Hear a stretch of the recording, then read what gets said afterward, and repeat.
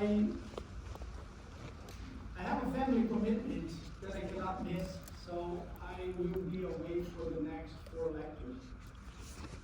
And I'll teach today, but then Wednesday, Friday, Monday and Wednesday, the next 4 lectures, we're going to have Dr. Guerrero, who is here with us today.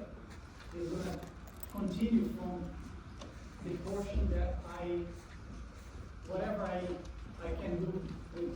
We are going to start with fat soluble vitamins today, so I'll probably go almost, I was able to do A, D, and E, 3 vitamins, so vitamin K, and all the other vitamins, water soluble vitamins.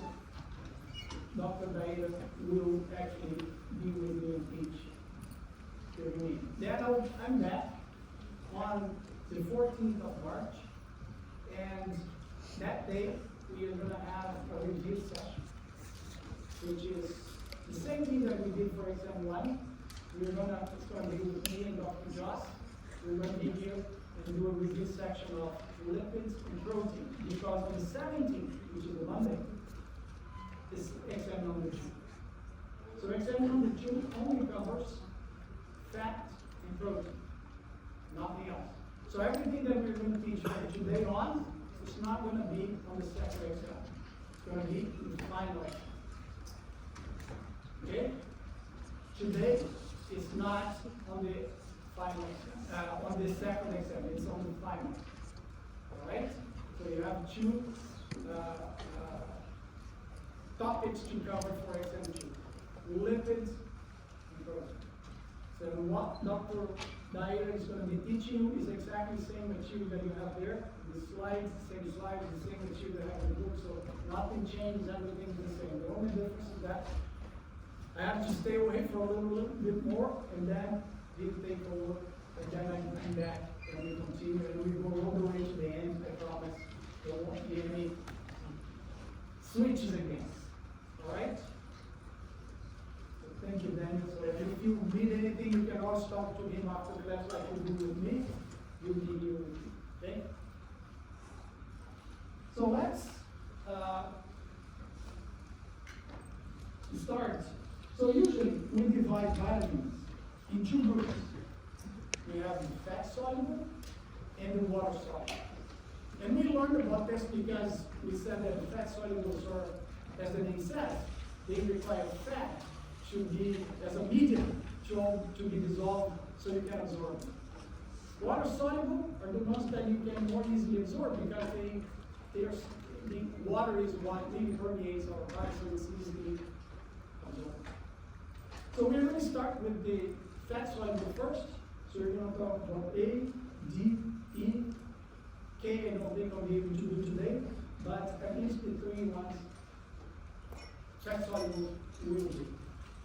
So the first one in line is vitamin A. And there are 2 forms, or 3 forms of vitamin A that are active in our body.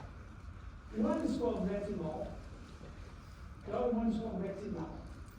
And these 2, they are interconvertible.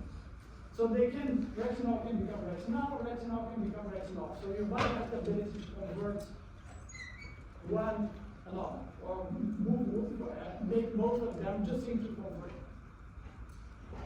And these are active in the cell. Now there is a 3rd form of vitamin A, the derivative of vitamin A, which is called retinoic acid. So retinoic acid is, once retinol becomes retinoic acid, it cannot go back. It will die as retinoic acid, and your cells are going to deactivate and destroy it. These 2, they go back and forth, but once it becomes retinoic acid, it doesn't. It's fine. Now the other thing is, if you look at retinol, you see that there is a head and a tail. And this hydrocarbon tail is very hydrophobic. So that's why it makes it very difficult to solubilize the water. So that's what makes these vitamins soluble in fat, because they need an organic compound that allows them to solubilize. So the 3 active forms Again, retinol, and retinoic acid. Retinoic acid has a very specific feature to it. The retinoic acid, once it's produced, in order for it to have activity, it has to cross the cell membrane. It goes inside of the cell because the receptor for retinoic acid is inside of the cell. It is a cytoplasmic receptor. It's called retinoic acid receptor. So it binds to the retinoic acid, and then the complex migrates or moves to the nucleus of the cell, and it regulates gene expression in the nucleus. So it has multiple functions by regulating, or cell function, by regulating the expression of genes. Because it goes straight, there is a responsive element of the gene that actually is activated, and then you can express specific genes. So it has important functions of cell division, cell proliferation, growth and development, and maintenance of normal cell function, because it regulates cell proliferation, division quite a bit. So these are the three forms of vitamin A. Now, probably the most popular function of vitamin A, and probably the one that is mostly spoken about, is its role in vision. How does that work?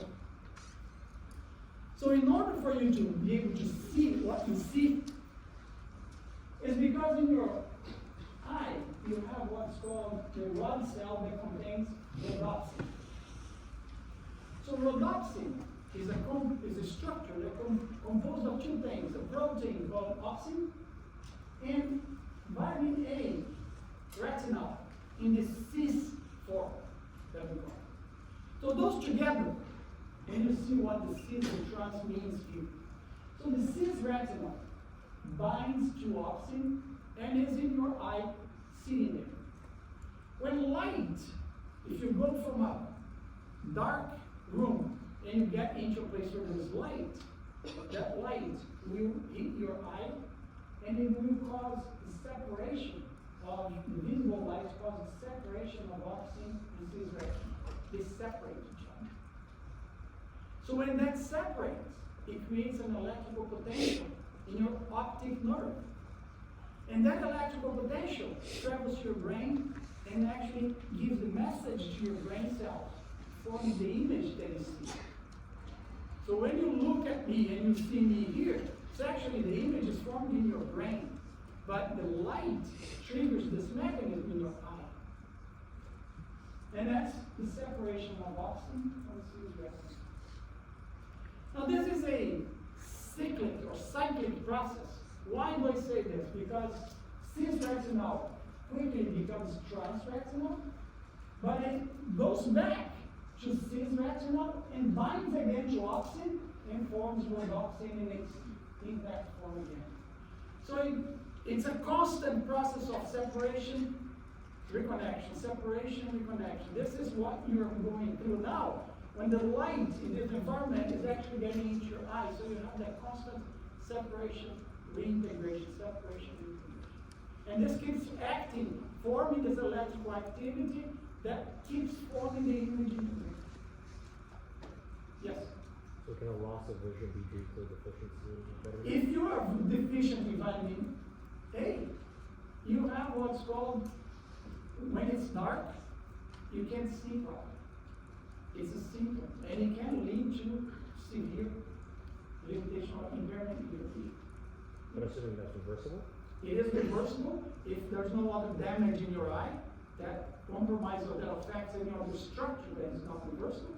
Then it's yes. If you put vitamin A back, you get your vision back. Can that damage something else? The lack of vitamin A?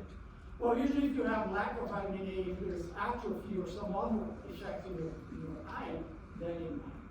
But usually, if it's just dietary, usually what you see is an easy way, or the way that people usually detect it, is because when you go from an environment that is very bright and you go to a dark place, your eye cannot, or darker place, your eye cannot adjust those adjustments because you don't have enough vitamin A to keep this cycle going. So you don't generate electrical potential constant. So it's called, it's especially when you go from like daylight to night, that in between what's called the twilight zone, when you're getting from bright to dark, completely dark. If you start having difficulty seeing things at that stage, it's because probably you're deficient in vitamin D, because you don't have enough to treat it. Okay? We go there and like, yes. Yeah, so I was just wondering, let's say this pathway, we can't reduce trans hormones, but what would happen,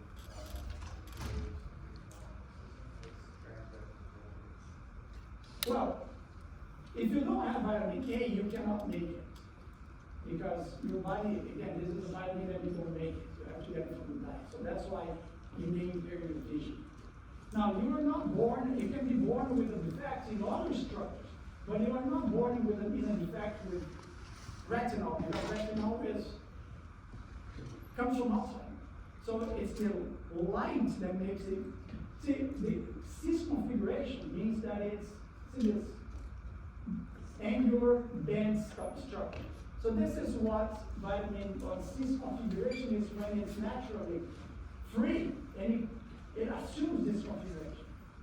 So now, when it's bound to, this is when it's bound to oxygen, it changes it. Now, when it's free, sorry, it's the opposite of what we said. When it's free, it becomes this trans configuration because it linearizes itself. But this is just a question of being bound or unbound to oxygen. If you don't have any defects in any other structure, this should naturally come from the food that you eat, or if you take something. But cis means this configuration, trans is linearized.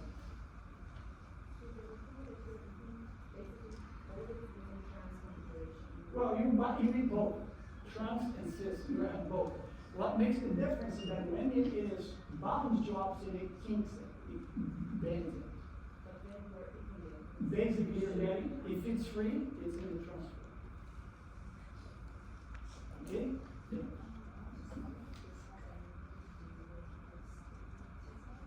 No, it's completely different. Astigmatism and all these other vision issues, they are associated more with the shape of your eye. Not so much with the present. Vitamin D, vitamin A has nothing to do with it. Yes?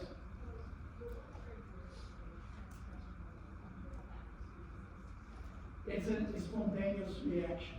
It linearizes, and then once it gets close to oxygen, it bends again. It's just the interaction of oxygen with oxygen that allows it. It's a spontaneous reaction. There is no catalyzer, if you will. And the same thing, what splits them is light. The light is what causes this natural separation. Okay? So this is vitamin A and its role in vision. There are many other functions, but this is probably one of the most popular ones. So what is the recommendation? 900 micrograms for men, 700 for women, and the upper limit is 3,000 micrograms per gram.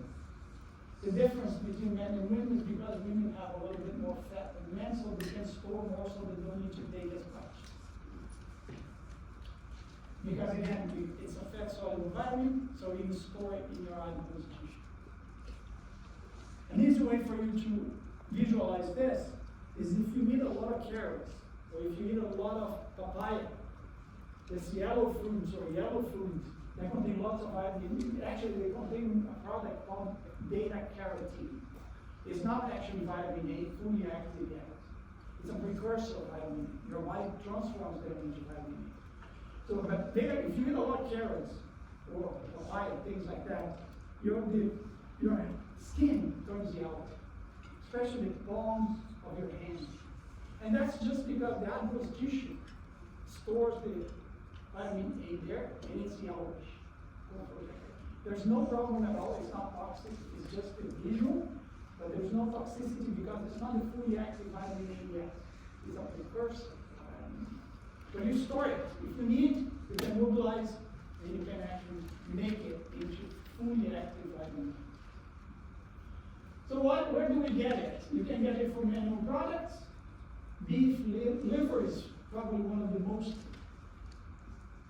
abundant sources of vitamin A. Many other things, the liver is usually the organ that contains the highest amount of everything that you can get from the diet. Also dairy products, chicken, egg yolk, and milk. Those are animal products, and they give you actually fully active vitamin A. But you can get this precursor also from plants. Spinach, carrots, mango, apricots, pumpkin, cantaloupe, broccoli, sweet potatoes. All this contain vitamin A, a form, a precursor vitamin A called beta-carotene. So either way, if you're a vegetarian or if you're omnivore, you can get it from different sources. So it's not common, especially in Canada, North America in general. It's very unlikely you're going to see people with deficiency of vitamin A. Because you have to be really deprived or have limited access to food to be able to obtain. Just to give you an idea, if you eat 1 cup of carrots or sweet potatoes, it gives you the RDA of vitamin A for men and women. So it's not, you need different things, you likely have plenty, and because it's stored in the adipose tissue, it's not something that you see deficiency, unless you're really deprived, severely deprived of activity. That happens. Xerophthalmia is a term that refers to this difficulty of seeing or being able, if it's dry eye, you can't really properly lubrify your eye, and also you have difficulty with vision, especially when you go from bright to a dark environment. Also limits your growth. Remember, retinoic acid stimulates cell growth, proliferation. Immunity, immune cells, they're dividing constantly, so you need to have vitamin A to allow proper stimulation of the vision. And also for reproductive function, especially for the mitosis or the meiosis or the division of spermatozoids, the formation of spermatozoids, and also for the proliferation of the structures that the endometrium, so men and women, both cases, reproductive function can be affected if you don't have it. Again, rare, very rare, and you won't see it in your likely toxicity. If you take too much, let's say you go for a supplement and you take way more than you should, so then it can also cause fatigue, bone and joint pain, can cause spontaneous abortion, birth defects, nausea, diarrhea, liver damage, blurred vision, hair loss, and skin disorders. Largely because of the excess formation of retinoic acid that really changes the expression of genes. It ends up too much, you have to have a certain amount, but too much can also cause detrimental effects because it can cause cell death and justifies all these other issues that we see. The liver is the organ that detoxifies if you have too much.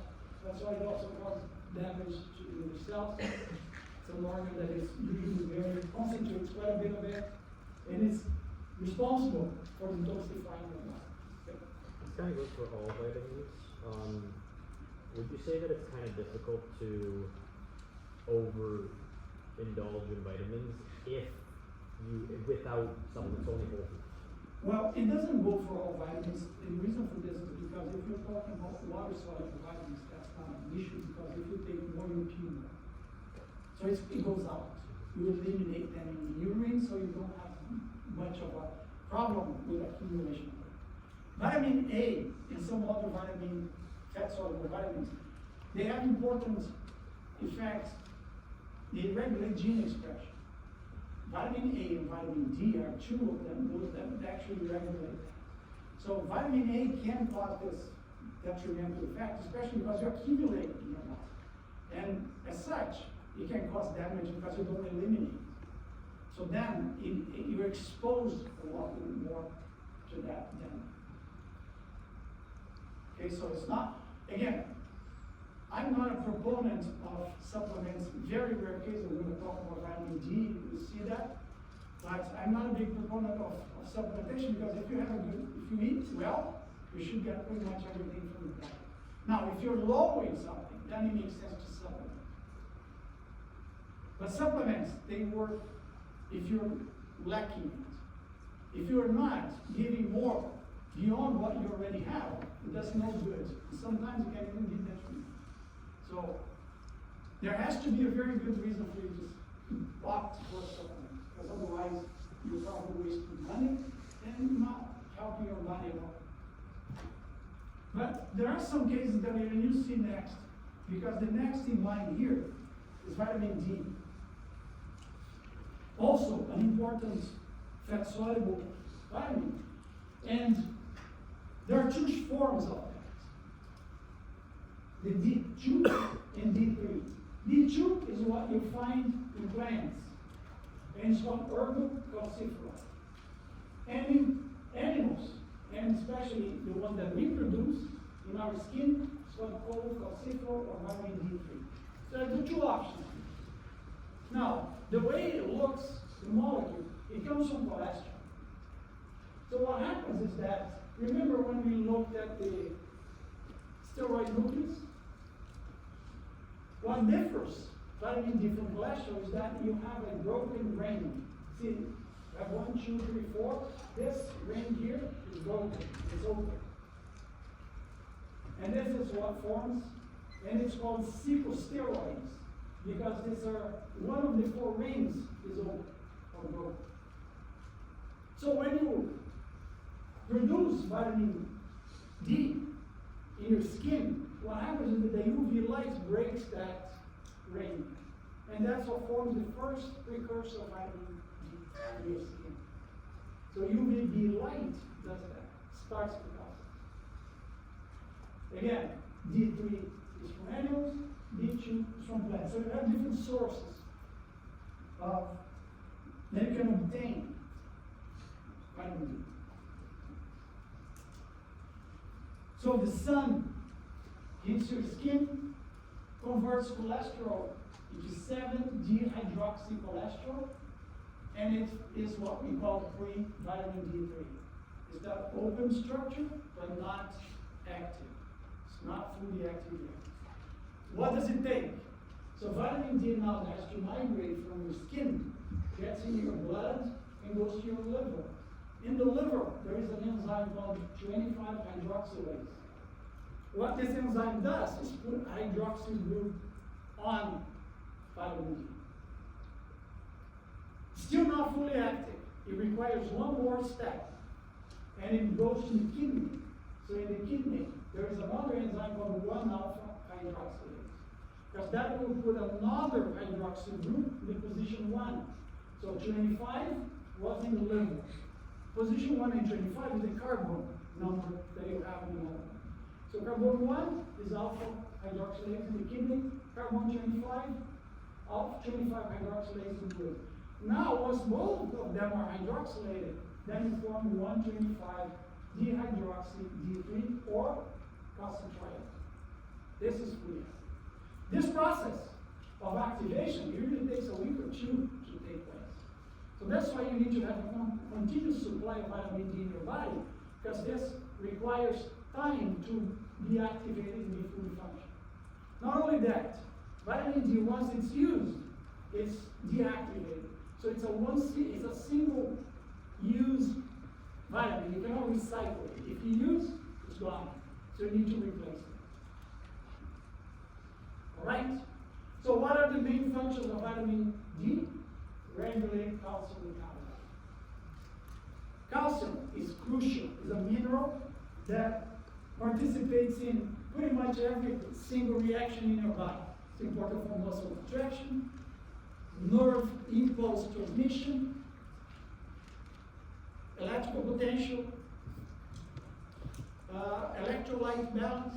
So there are multiple functions that calcium exerts. So now, you need to be very careful, or you have to be able to tightly regulate calcium in your body. If you have too much, it's a problem. If you have too little, also a problem. So, how does your body regulate calcium? So vitamin D is very important for that because one of its main functions is to increase calcium absorption in the intestine, your gut. Calcium, when you eat calcium, just a small fraction is absorbed. Usually only 30% of what you eat is absorbed. The remaining goes out in the food. So you need to potentiate or maintain the absorption in your gut. And that's the role of vitamin D. What it does is it tells your gut to express the transporters of calcium so you get more calcium inside of your body. And now, if it goes in your body, you can keep blood levels of calcium within a narrow range. Now, let's say you get vitamin D, but your diet contains no calcium. You eat very little, there's no calcium. So if that's the case, your body's going to take it from the bone. So vitamin D alone stimulates calcium resorption. What does that mean? It means that you're taking calcium from the bone. So your bone is important to sustain your body, but it also serves as a reservoir of calcium. Because calcium is crucial, you don't want to have it oscillating too much. So what you do is, you take it from the bone, if necessary, because you cannot let it oscillate. But if you get it from the diet, you can either not take it from the bone, or replace something that you took from the bone.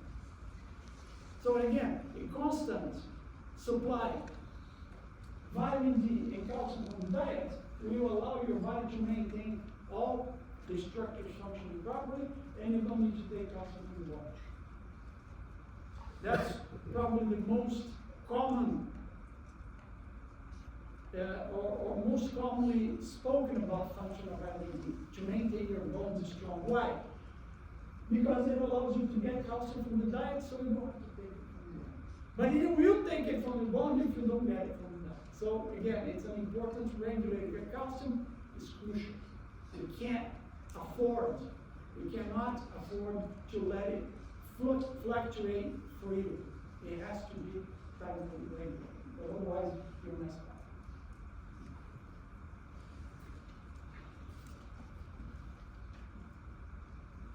So what's the recommended intake of vitamin D? So this is the official recommendation. This is what the government tells you. Health Canada tells you to do. If you're an adult between 1970, 600 international units per day, or 15 micrograms. If you're older, 70, go 800 international units per day, or 20 micrograms. And they set up an upper limit to 4,000 international units per day. Now, with that said, I have to say this. If you follow this, nothing is going to happen to you. It's not going to happen. Why is that? Because now we know that this is too little vitamin D today. If you want to really make a dent in your vitamin D, you need to take at least 5,000 international units per day. Less than that, you will not do anything.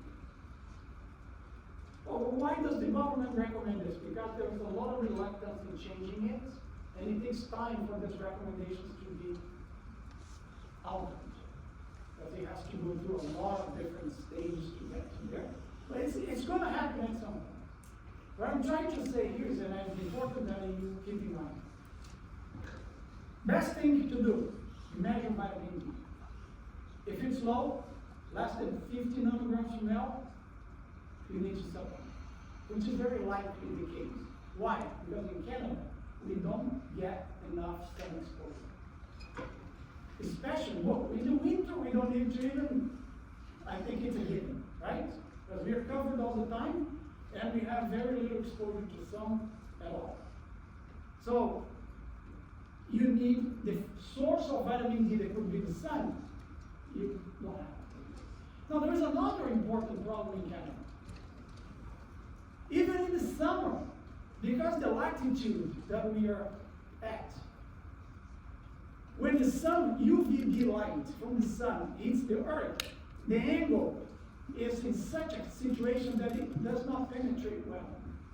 So even in summer, if you get naked, go out, and expose your skin to the sunlight, you're going to still not get enough vitamin D because there's not enough UVB light to penetrate. It's going to be probably interesting because a lot of people are going to either clap or boo you, but it's a good thing for you to do it outside. What I'm trying to say is, and this is what the literature tells us, if you live above the latitude of Boston, which is our case, we cannot get enough UVB. So you need to be able to. This is, again, as I said, I'm not a supplement person. I rarely tell people to supplement anything. But if there is one thing we need to supplement, is vitamin D. Because in Canada, we don't get enough. And there are studies showing that a large number of the population are people that are deficient in vitamin D. So you can easily get a supplement of vitamin D, but it has to be more than this. It's more than this. I just show you two because that's what the official recommendation is. A lot of doctors tell you to do this. They panic if it's severe. I'm taking 5,000. Are you crazy? Some people take 10,000. And there are cases where you're so deficient of vitamin D that they give you 100,000. One shot to really boost your vitamin D. And you're absolutely fine. So, again, what's the best way to do this? Measure it. When you go to the doctor, ask them to include in your blood test vitamin D. Measure and see. If it's less than 50 nanograms per ml, supplement. Which is very likely what's going to happen. Because there's plenty of studies showing this. And again, if you take less than 5,000, nothing happens in your blood. Your blood levels stay pretty much the same.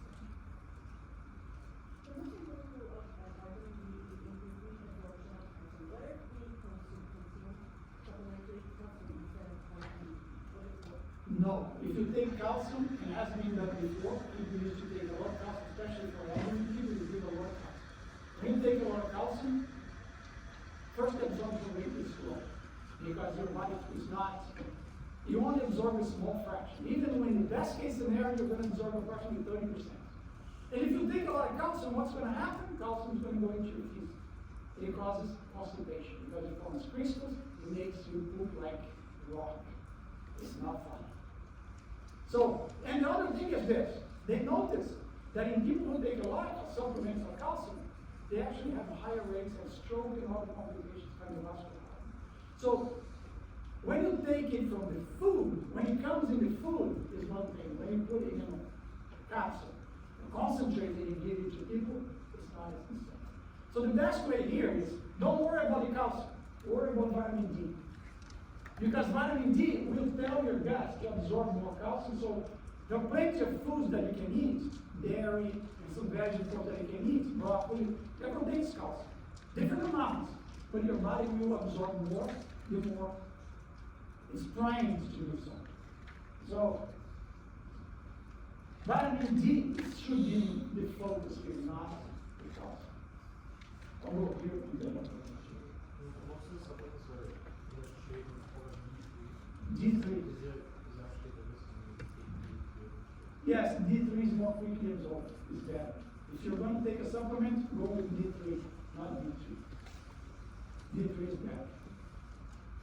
I was going to say something else, but I don't remember it. Let me go here and I'll come back.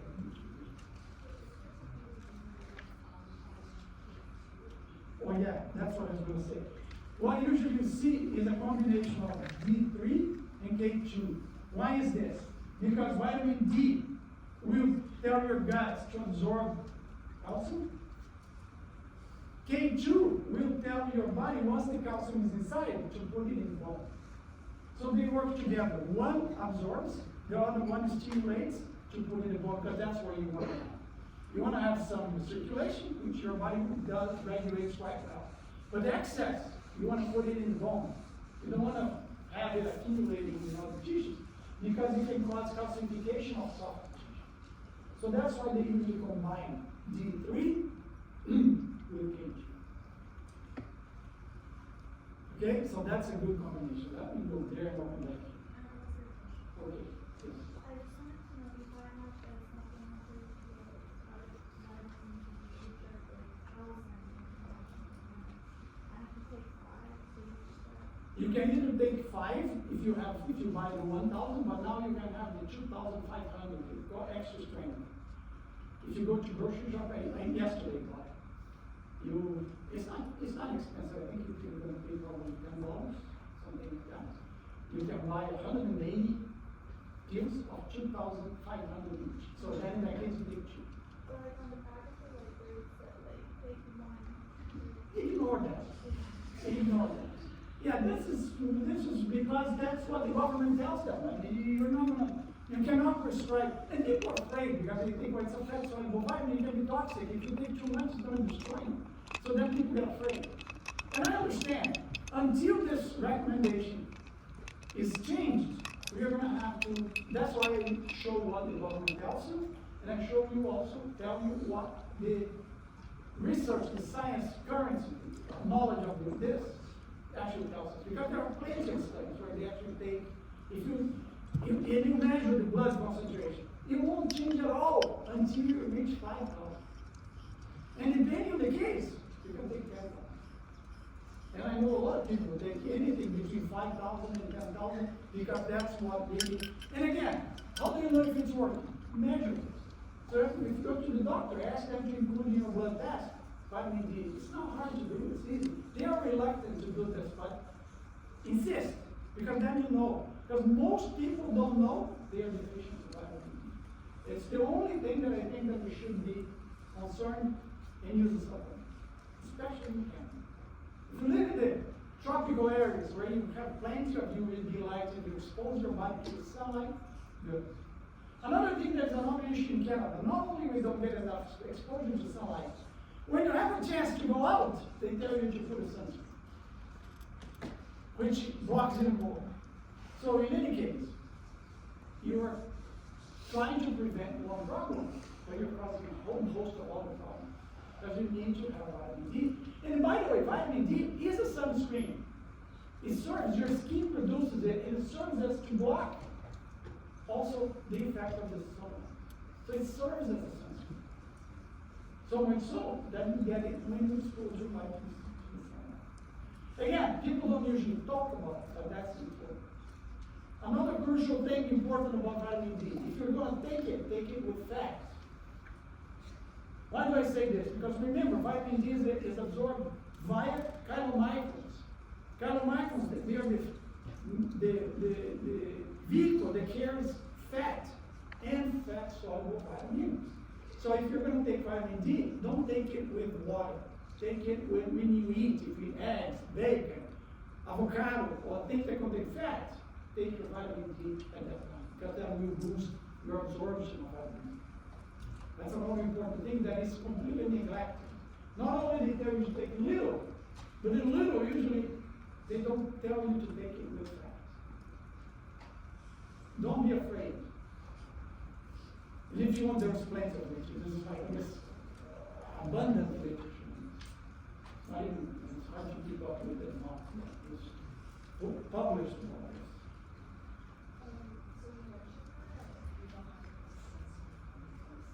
It's not that we don't have to put sunscreen on. What I'm saying is that if you put sunscreen on, you're blocking it even more. Now, it's not a recommendation that I'm giving you. I don't use sunscreen, never use it.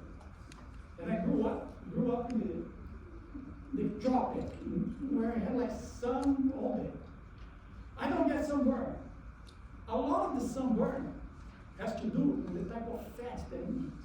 Especially if you eat a lot of polyunsaturated fat. Because that forms the skin, the membrane of your skin. This is again another thing that you need to read a little bit more to find out what it is. So when you have lots of polyunsaturated fat in your cells, the UVA light hits it It causes free radical production and breaks the skin, or breaks the cell membrane. It causes the burning and the damage to your skin. If you don't eat a lot of, if you don't eat seed oils, if all you eat is animal foods, or if you eat foods, if you're not afraid of eating saturated fat, probably you're not going to get some of it.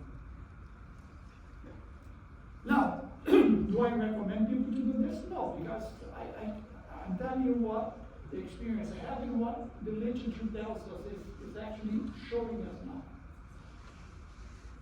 The other thing that people don't talk about, if you read the products that you have in sunscreen, a lot of the products that are there are carcinogenic. Nobody is worried about what you put in the skin because there's a lot of chemicals in there that are not good for you. But nobody talks about it. They're worried about the skin, the sunlight. Sun is good. I know that I break a lot of dogmas here, but that's when you go and you read more about this, you see that you don't need to be so crazy about what is really important is more what you eat than what you get from the sun. That's going to really either mess up your body or make you work or thrive. So again,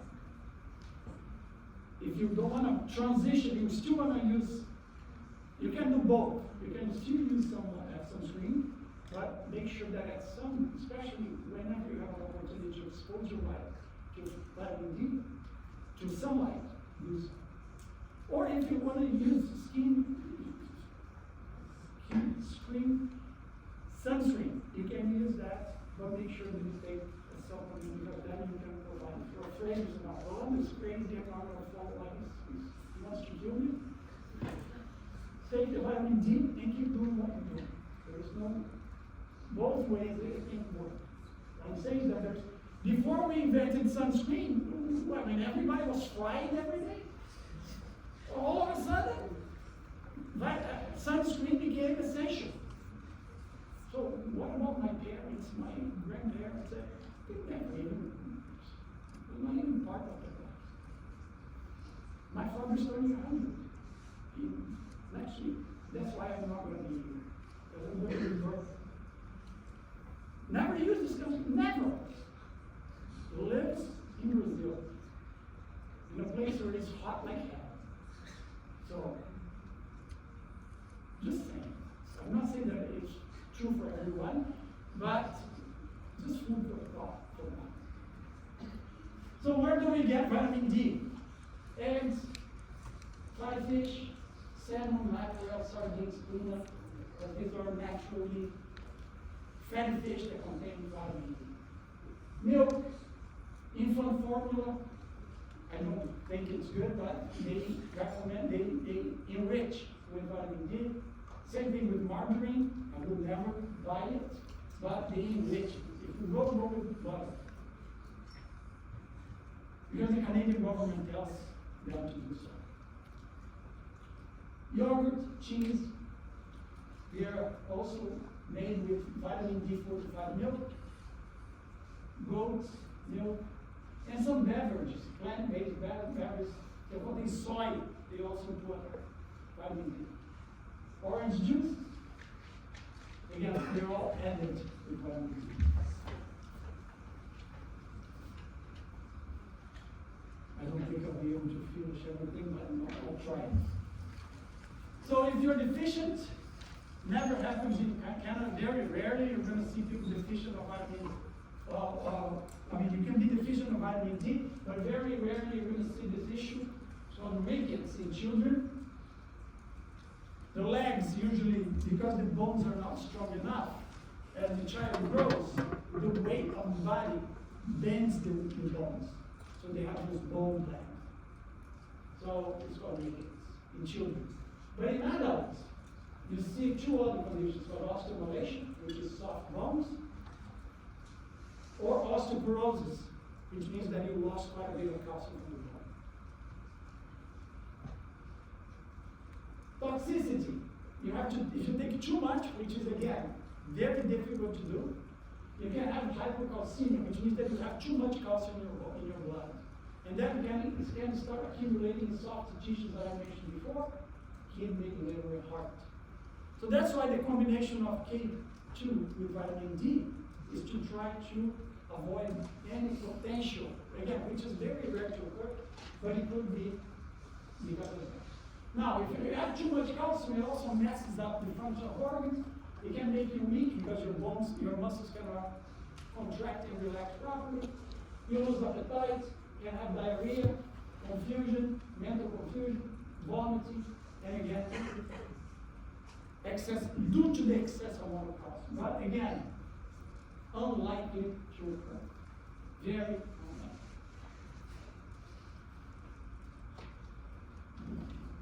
Let me do one more, at least try to do as much as possible. These vitamins, they have there's a lot of stuff to discuss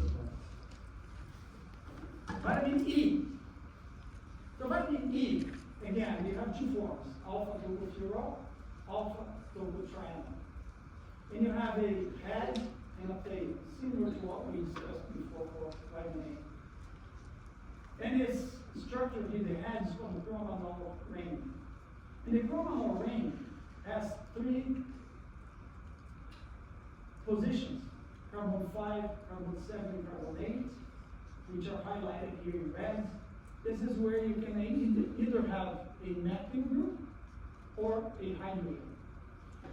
Depending on the combination of hydrogens or methyl groups, you're going to have the methyl or hydrogen, carbons 5, 7, and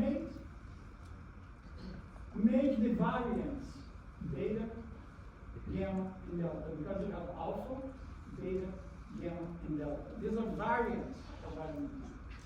And what makes the difference between them is that because depending on whether you have hydrogens or methyl groups, they're going to be called one of them.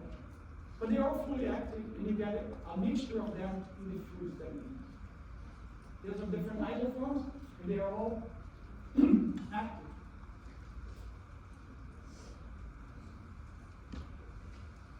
So what are the functions of vitamin E? Quenches of free radicals, and they serve as antioxidants. So they stabilize polyunsaturated lipids and minimize lipid peroxidation. Damage and deteriorative reaction that occur in cellular mechanisms of aging, atherosclerosis, alcohol-induced liver damage, and oxygen toxicity. So again, free radicals, I'm pretty sure you've heard of them. These are unstable atoms that tend to steal atoms from other molecules around. So if you form a free radical, and you have, let's say, on the cell membrane, you have polyunsaturated fats, those pools that I mentioned, you have double bonds. Those double bonds, they are not so strong. They are actually easily attacked by free radicals. So free radicals can disrupt that double bond and can cause damage to the cell membrane. If that happens, you need to have a protection. So vitamin E serves, because it's fat soluble, remember, cell membranes, they are made by a bilayer, a lipid bilayer structure. So if you have a fat soluble vitamin E in that membrane, it serves as a quencher of free radicals, so it protects the cell membrane so it doesn't have free radicals, doesn't allow free radicals to attack the membrane. Why is it? Because when the free radicals form, and they are because it's normal in physiology of your body, instead of them being quickly acting on the membrane, vitamin E will attack them first, or they will attack vitamin because they are more avid for vitamin E. So they protect the membrane. So they serve as quenchers or inactivators of it.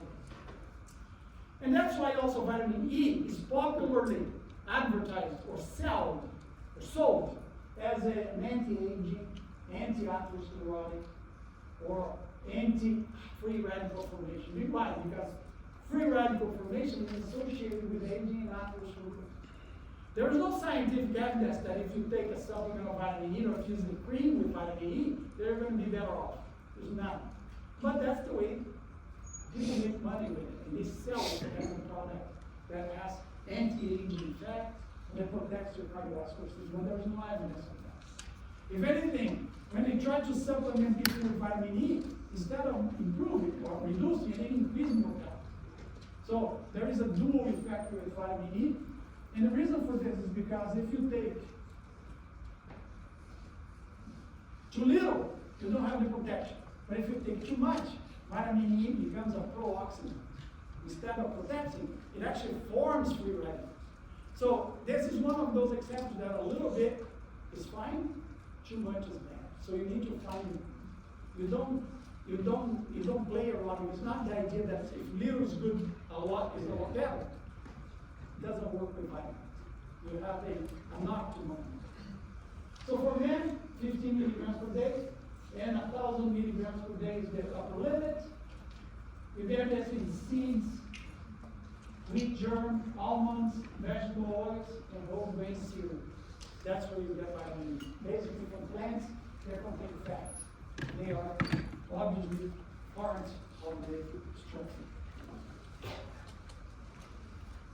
To finalize, deficiency, rare, normally leads to malabsorption due to pancreatic lipase deficiency. If you cannot digest fat, if you cannot absorb fat, soluble vitamins, vitamin E is one of them.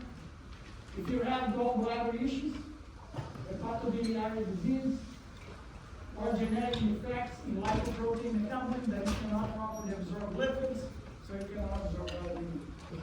Rare, very rare. And then it can cause skeletal muscle pain, weakness, hemolytic anemia, degenerative neurological problems, loss of coordination. These are some of the symptoms. Again, this is associated with the fact that if you don't protect cell membranes, it can be either in the nervous system or in other cell in your body. It can damage cells, and then it causes all this symptoms associated with it. To finalize, toxicity, as I said, because too little is lack of protection, too much becomes pro-oxidant. It increases production of free radicals. So the same problems occur. You also have hemolytic anemia, breakdown of red blood cells, nerve impairment, muscle and immune function. So similar, just because now instead of becoming protected, it becomes stimulated of free radicals. Sorry, thank you. And I'll see you on the 14th.